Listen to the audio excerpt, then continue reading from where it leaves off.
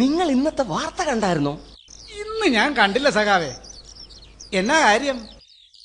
കേന്ദ്രത്തിലെ ആ സ്പെക്ട്രം അഴിമതി കേസ് എന്തായിന്നൊന്നും അറിയാനാ. സഖാവേ, അതൊന്നും അറിയാറായിട്ടില്ല. പ്രധാനമന്ത്രിയുമായി ഇതിനെക്കുറിച്ച് ചർച്ച ചെയ്യാൻ വേണ്ടിയിട്ട് നമ്മുടെ കരുണാനിധി അവர்கள் ഇന്ന് ഡൽഹിയിലെത്തിയെന്നല്ലാതെ ആർക്കും കൂടുതലായിട്ടൊന്നും അറിയില്ല. അണ്ണ, ഏത് കേസുകളെ കുറിച്ചാ അണ്ണ നിങ്ങൾ ഈ താങ്ങണേ? അപ്പൊ സ്പെക്ട്രം അഴിമതി കേസിനെ കുറിച്ച് നിനക്കും അറിയില്ല.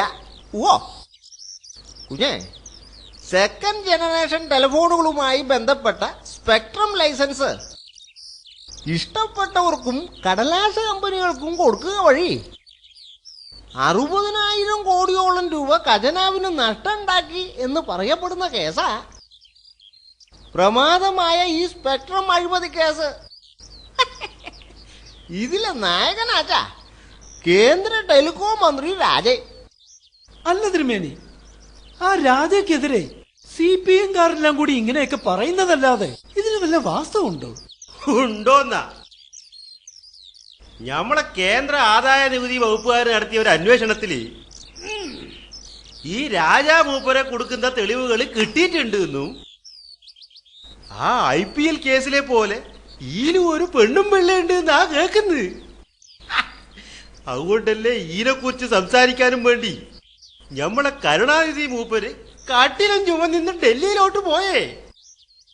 സാറേ, അങ്ങനെയാണെങ്കിൽ നമ്മുടെ ശശി തരൂർ സാറിന്റെ പോലെ ഈ രാജാ സാറിന്റെ കസേര തെറിക്കുമല്ലോ സാറേ? അതെങ്ങനെ തെറിക്കാനാടാ? ഈ രാജ ആരാ പുള്ളി? എടാ, പ്രധാനമന്ത്രിയുടെയും ധനമന്ത്രിയുടെയും സമ്മതത്തോടാ അത് ഞാൻ ഈ കേസ് ഇട്ട് ഓപ്പറേറ്റ് ചെയ്തിരിക്കുന്നേ. അത് എനിക്കറിയൂ. അതല്ലാതെ ഒരു മന്ത്രി ഒറ്റയ്ക്ക് വിചാരിച്ചാൽ 60,000 കോടിയുടെ അഴിമതിയൊക്കെ നടക്കൂ? ഇങ്ങള് വെറുതെ നമ്മളെ പ്രധാനമന്ത്രിനെ കുറ്റപ്പെടുത്താതെപ്പാ. ഒരു 10 പൈസേന്റെ തിരിമറി നടത്തുന്ന ആളല്ലാന്ന്. ഓരിക്ക് അങ്ങനത്തെ വല്ല ഇടപാടുണ്ടായിരുന്നെങ്കിൽ നമ്മളെ സോണിയ മൂപ്പര് ഓരിങ്ങനെ വെച്ചേക്കുവാ. അപ്പ പിടിച്ച് പുറത്താക്കൂലേന്ന്. അത്രയ്ക്കങ്ങ് കാറ്റാവോ സഖാവേ?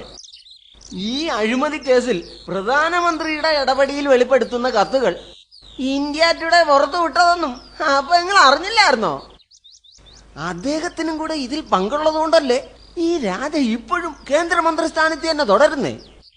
സാറേ, അങ്ങനെയാണെങ്കിൽ പഴയ നരസിംഹറാവു മന്ത്രിസഭയിലെ വാർത്താവിനിമയ മന്ത്രിയായിരുന്ന ആ സുഖറാം സാറിന്റെ ടെലികോം അഴിമതിയെ ഈ സ്പെക്ട്രം അഴിമതി കടത്തി വെട്ടുമല്ലോ സാറേ?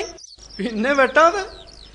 അതല്ലേ ഇന്ത്യയെ കണ്ട ഏറ്റവും വലിയ ടെലികോം അഴിമതിയുടെ സെക്കൻഡ് ജനറേഷൻ ആണ് ഈ സ്പെക്ട്രം അഴിമതി എന്ന് വിവരമുള്ളവർ പറയുന്നത്.